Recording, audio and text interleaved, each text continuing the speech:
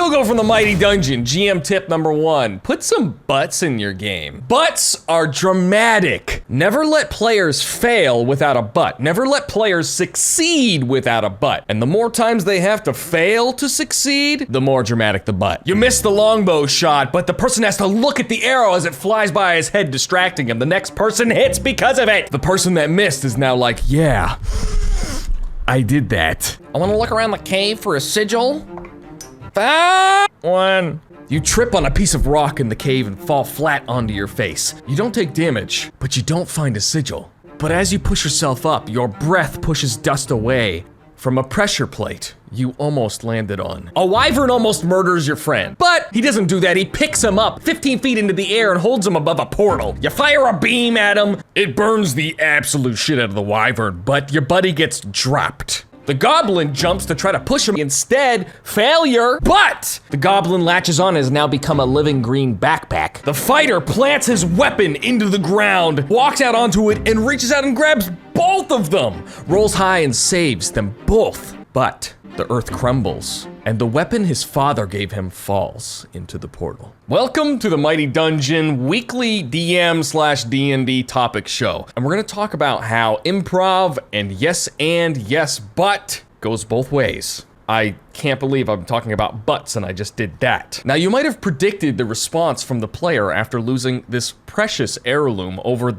this shenanigan. Ugh, my freaking heirloom, I hate this. But it wasn't. It was like this. Those rolls at the end! Dude, they were so That could have got really crazy. Oh my gosh. Okay, so let's just do this real. Do you hear that? That's juice. And it's the result of yes, but going in many different directions to cause suspense, believability, and to reinforce that there is always a cost. It doesn't have to be a big butt. It doesn't have to be the juiciest butt, but it does have to be a believable butt. A realistic butt. And the best case scenario, a butt that can be unbutted. Some other good examples of this are, my first DM video is all about butts. But just be aware that if you improvise, your butt must be believable. If you present them with a butt that is not reasonable, it will not only take them out of the suspension of disbelief, it'll take them out of the immersion, it'll take them out of the world. It'll take them out of the fun. The fighter stabs his weapon into the ground and reaches out and grabs both of them and pulls them off to the side.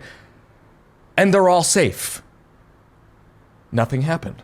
It's not as fun. I would like to think that a player saying, easy, is far less satisfying than a player that says, okay, so let's just do this real. These videos are a supplement to the game that we are streaming and recording for the stream channel, and it will have some spoilers for the current episode that we do every week. So if you want to watch the full session, go watch it and come back. Let me know what you think about butts in the comments.